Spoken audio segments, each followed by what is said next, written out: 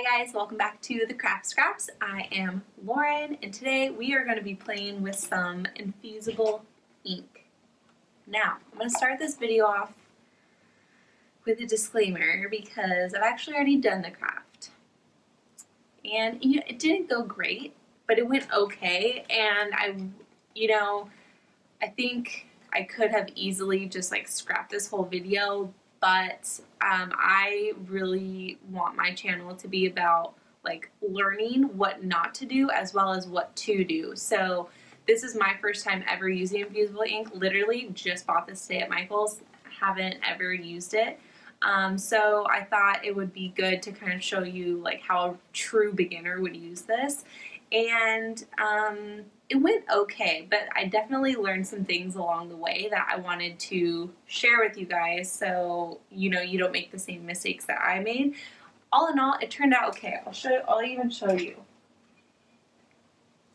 So it says berry adorable, so super cute, but obviously there's some definite flaws with this. So this isn't like a video that's gonna come out with a perfect end product, so I'm just going to tell you that now.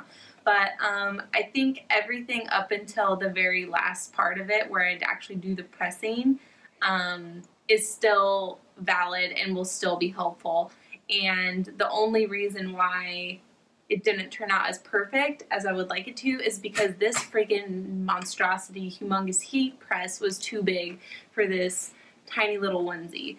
But I wanted to give you guys a disclaimer because if you're looking for a perfect end product video, this is not going to be for you. But I still think it's entertaining and I think you could still learn something from it, and just goes to show even those of us who have been crafting for a little while, we still screw up. Honestly, a lot of the times I screw up, but that's how we learn. So anyway, all you need is your Cricut Infusible ink and then some kind of compatible blank. So I used a onesie, but they have like coasters, they have all this other stuff, but I'm going to be strictly using the onesie. So if you have some kind of compatible like the t-shirt or something like that, I think this could be a good step-by-step video for you. So with that being said, let's get started. So I think I'm going to do this one here because it closely matches the pattern. And I think it says I need like the camping out pattern, but I think my pattern is close enough. It should work just fine. So I'm going to click customize because I want to see what it looks like. Okay, and so I did some research, and so it says that we will use the slice and set technique. So basically what that means is, now I have to click back to, is we are going to put all of this together so we only have to press it one time. So we're going to kind of layer it on one transfer sheet and then press it to the onesie in one foul swoop. So it says that if you try and do multiple presses, it could cause like the colors to fade, or it can just cause defects, or it might not look as good, or colors will blend together. So that's what we're gonna do. So basically this is like ready to go. So that's basically it for this. So we can come over here to make it. And we do want to mirror this. So I'm gonna come over here and click mirror. So our bear is mirrored, and then mirror this part as well. So I'm going to hit continue. You guys, I'm super nervous to do this. I've never used this before, and I'm going to try it on camera. So that just makes a lot of sense. Okay, so for our material, it has us go search for Infusible ink transfer sheet. So that's what we're going to use. Make sure mirror is turned on and material is inked side up. Okay, so we'll make sure that's all good. Blade is our normal blade. So I think that's it for our design space. So I will flip you guys back to the camera and we can do some infusible inking.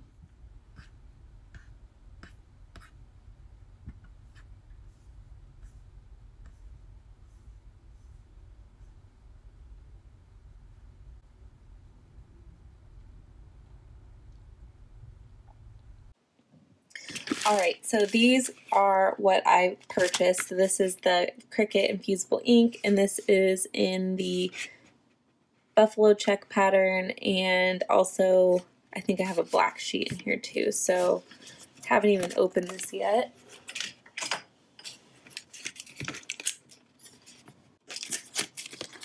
Oh my gosh, I don't know if you guys are like this, but I have this ability to just like mutilate any package that I open.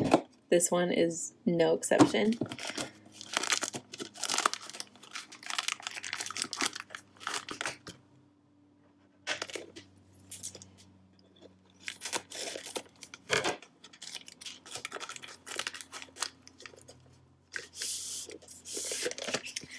Alright, so we have our, oh, and it also comes with the butcher paper that we need, so perfect.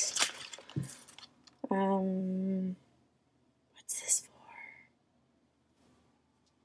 What is this for? I have no idea. It's not telling me what the hell that is for, so I don't think it like had me, I didn't say anything about that in the instructions. Alright, and so I also bought one of the compatible onesies. So the first one we're going to cut is the black, and so it's having us put the liner side down, which I'm guessing is this, onto the mat.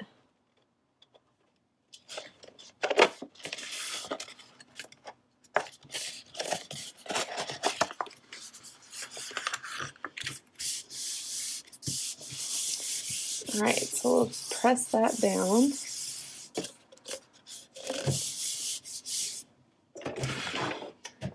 Alright, so I'm going to open my machine. Oh, no. Oh, it thinks I loaded something. I didn't. Oops. Alright, so we're going to load this like we normally would. And we will cut.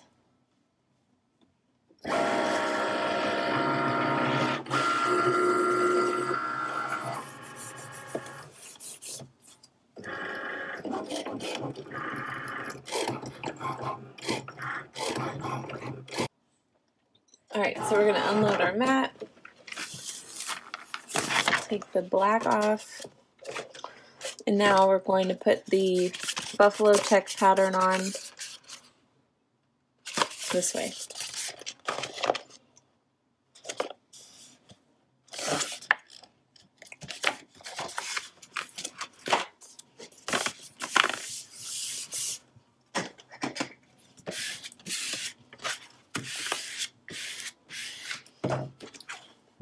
Alright, so we're going to load our buffalo pattern.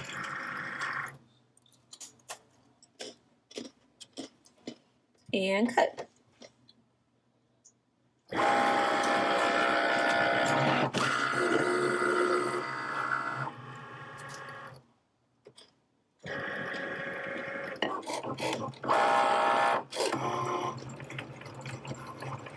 Alright, so we can unload our mat.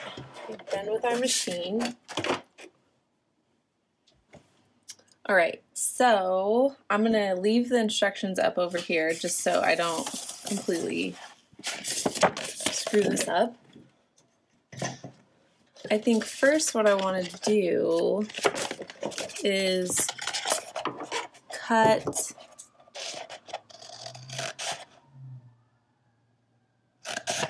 what I need so I just don't have to work with such a huge piece of material. Alright, so that's the outside. This is the inside of the bear. Okay, so first the instructions say that we want to roll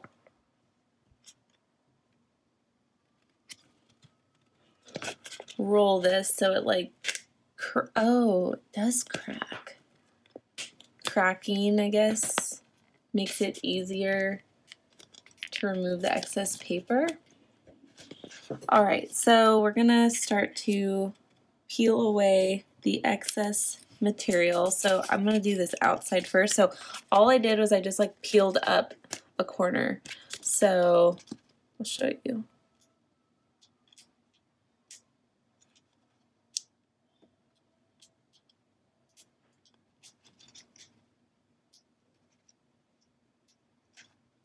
And sorry guys, my nails are real haggard because I'm in Southern California and salons and stuff are still closed.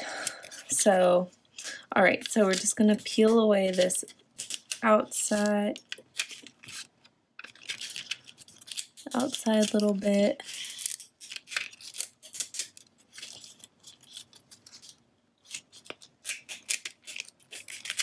Okay. All right, so now we're going to get the insides. So it seems like tweezers might be better for this than the weeding tool because it's not something that necessarily like you can like drag off. You kind of have to like get under it. It says use your fingers, so if you have nails.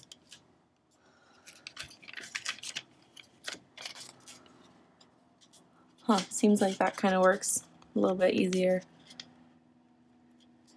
All right, so now I'm just getting the inside, the inside of these letters, because this is our negative space. This is like a really cool material because it's not like HTV where it's so delicate. It's way sturdier. Okay, so that is going to be the inside of the bear. So get these scraps out of the way. Okay, so now this is basically just like the red part that goes around the bear. So again, I'm just gonna get rid of this outside.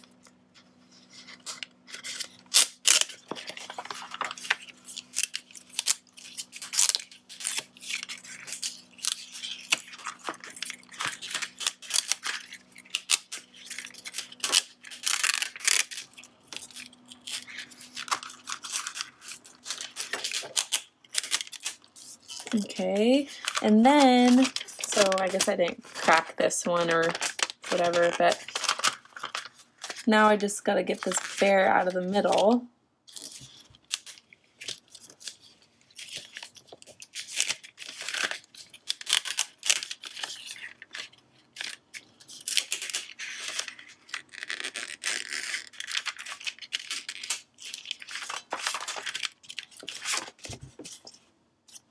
I wonder if I could use this for something else. I'm gonna hang on to that, but I'll get rid of these scraps. Okay, so now is the part. Uh-oh. No, this is right. This is right. Okay, I thought I did this wrong. So now is where we do that slice and set technique, where we're basically going to peel off this and set it in here. So if I was smarter, I probably would have done this over this, but I don't have enough space up here, so I'm just gonna do this one. So I'm gonna peel, oh, Lauren.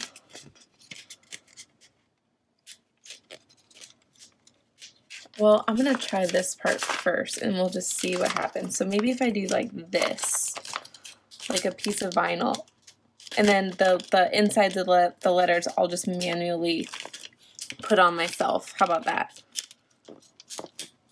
So that's okay, the insides of the letters are fine. I'll manually put those on with tweezers, but I think this method is way easier than trying to peel it off. Okay. Okay, everything is fine. So let me go back to my image so I could see what it looks like. So first, actually what I'm going to do is I'm going to put the nose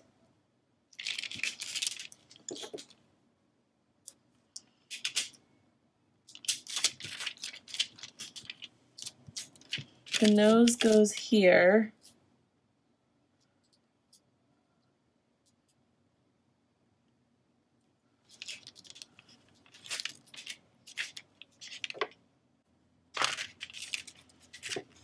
It just looks so weird because it's mirrored.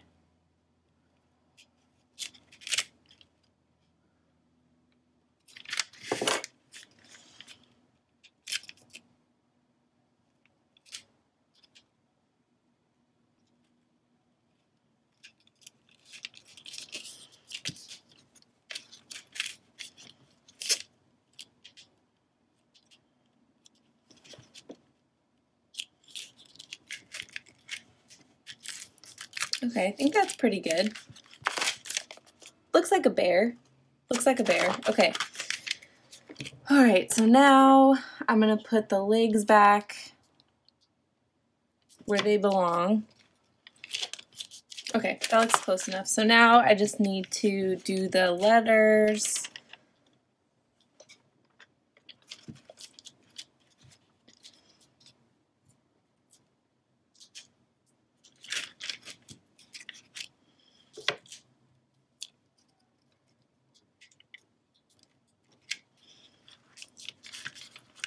Again, so I could have totally avoided doing all this if I would have given myself more space. So good tip is if you're doing a design, give yourself enough space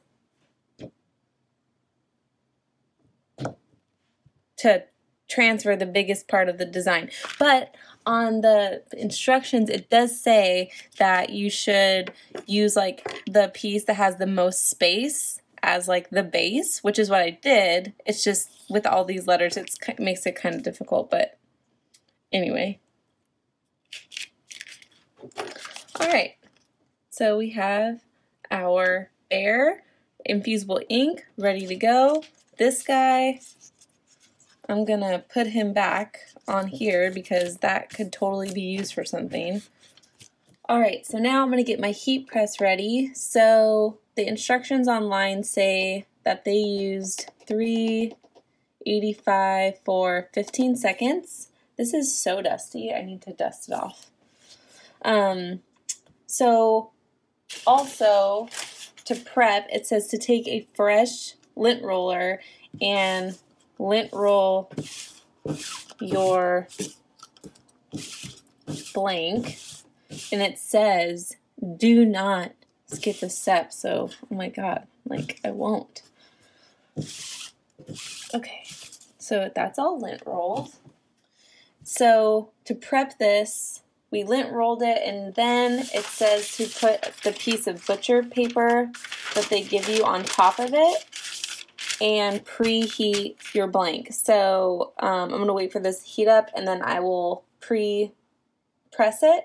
Then we're going to let it cool. So the first press basically just gets out any moisture that might be in it or any wrinkles. So we'll press it, let it cool, and then we'll do our actual design. Alright, so it is ready for us. So like I said, we're going to preheat this first. So we're just going to, or maybe we'll go this way. Oop. So I'm just going to hold it on there, and the instructions say just like even pressure just to heat it up. Okay, so now I'm going to let that come back down. I'm going to let it cool down, and then we'll put our design on it. Okay, so it's cooled down now. So now we're going to put the ink side down.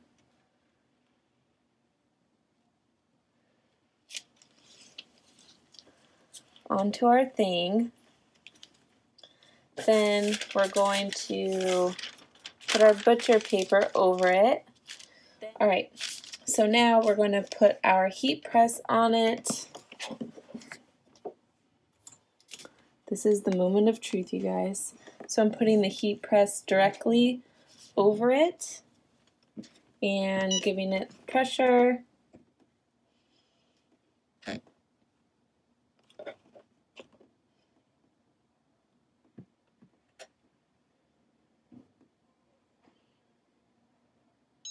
Okay, so the instructions say to leave it, let it cool, and then we'll peel off the liner. Okay, so I think it's cooled long enough now. So now it just says to peel